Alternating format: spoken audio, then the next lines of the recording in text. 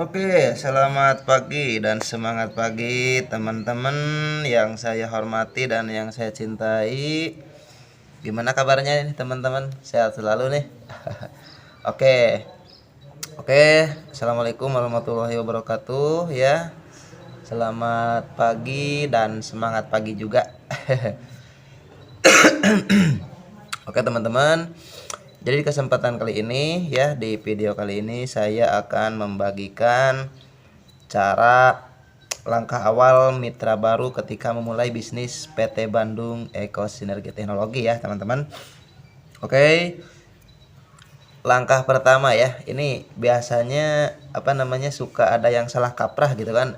Mitra baru udah yang namanya mitra baru biasanya ya semangatnya 120 derajat gitu kan, tapi ilmunya baru 0,5 gitu kan. Nah, jadi problemnya di situ gitu kan. Maka banyak mitra baru yang tidak ada arahan dari leadernya itu muntaber gitu kan, ataupun mundur tanpa berita lah seperti itu ya. Jadi ini buat teman-teman yang merasa baru menjalankan bisnis ini, jangan sampai seperti itu ya teman-teman. Soalnya apa? Bukannya untung gitu kan, tapi malah buntung gitu ke depannya ya. Jadi teman-teman, di sini saya akan ngasih tip dan trik ya gitu ya, tip dan trik langkah awal ketika memulai usaha di PTBS ya. Jadi langkah pertama ketika teman-teman sudah sudah bergabung ya. Nah, jadi kan teman-teman kan dapat produk, betul ya, dapat produk. Nah, langkah yang harus teman-teman lakukan pertama yaitu ketika datang produk ke rumah, nah teman-teman cukup pakai dulu produknya gitu, jangan langsung menginfokan gitu kan. Jadi tugas teman-teman itu hanya pakai dulu produknya ya, pakai dulu produknya. Nah, setelah teman-teman merasakan manfaatnya, contoh misalkan pakai produk ya intinya produk yang teman-teman pesen gitu kan, sesuai arahan sponsor teman-teman ya. Nah, jadi tugasnya teman-teman jangan dulu menginfokan ya, tugasnya pakaikan dulu produknya. Setelah teman-teman pakai baru teman-teman boleh menginfokan. Nah, lalu setelah teman-teman menginfokan ya, di sini ada tugas dan tanggung jawab yang harus teman-teman lakukan. Jadi tugas teman-teman menginfokannya itu dengan cara gimana? Jangan ngejelasin. Yang namanya menginfokan dengan menjelaskan itu sangatlah beda gitu kan. Jadi menginfokan ini ibaratkan begini, teman-teman itu misalkan beli bakso ke tukang bakso gitu ya.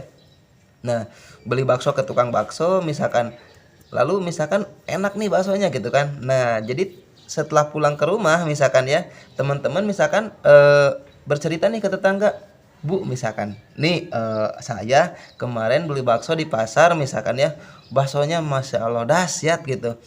Nah, oh emang iya ya Bu, iya gitu. Jadi teman-teman kan gak ngejelaskan. Kalau teman-teman ngejelasin bakso tersebut, nah Bu, bakso ini dibuat dari ini, kandungannya ini itu namanya ngejelasin. Tapi kalau menginfokan hanya sekedar informasi. Nah, tugas menjelaskan yaitu tim leader gitu ya. Nah, jadi seperti ini konsepnya teman-teman. Ketika teman-teman sudah pakai produk, infokan aja. Contohnya seperti ini.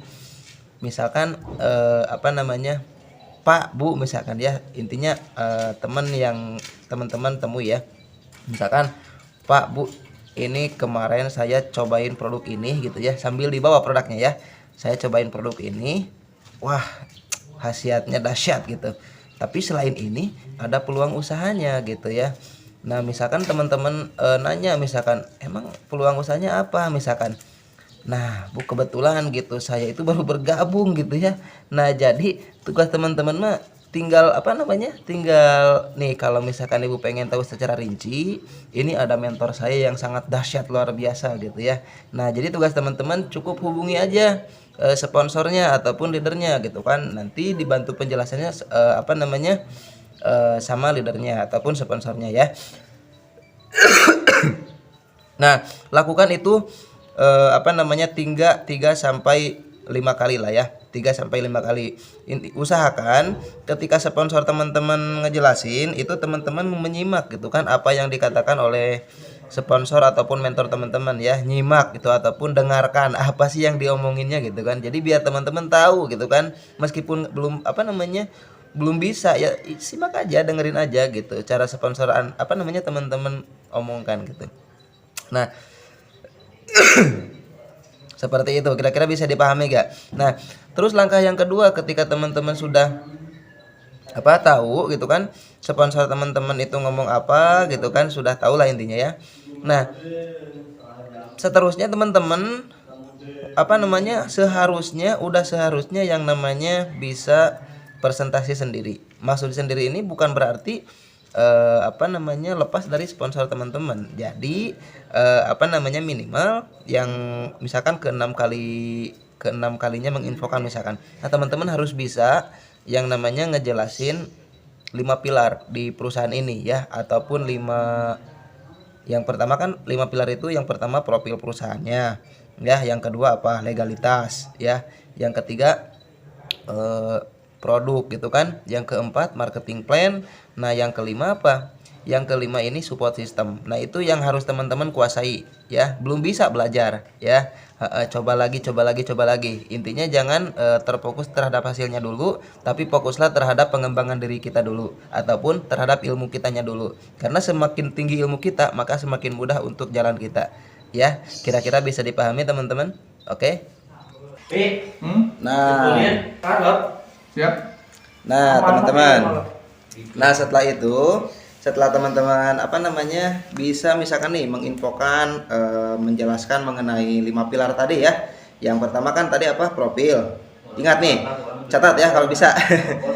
Profil, lalu setelah profil legalitas. Nah, setelah legalitas produk ya. Produk minimal jangan dikuasai semua kalau bisa ya. Kalau bisa produknya itu kuasai satu dulu yang benar-benar teman-teman mau kuasai ya, entah itu produk kesehatan, entah itu kecantikan gitu kan.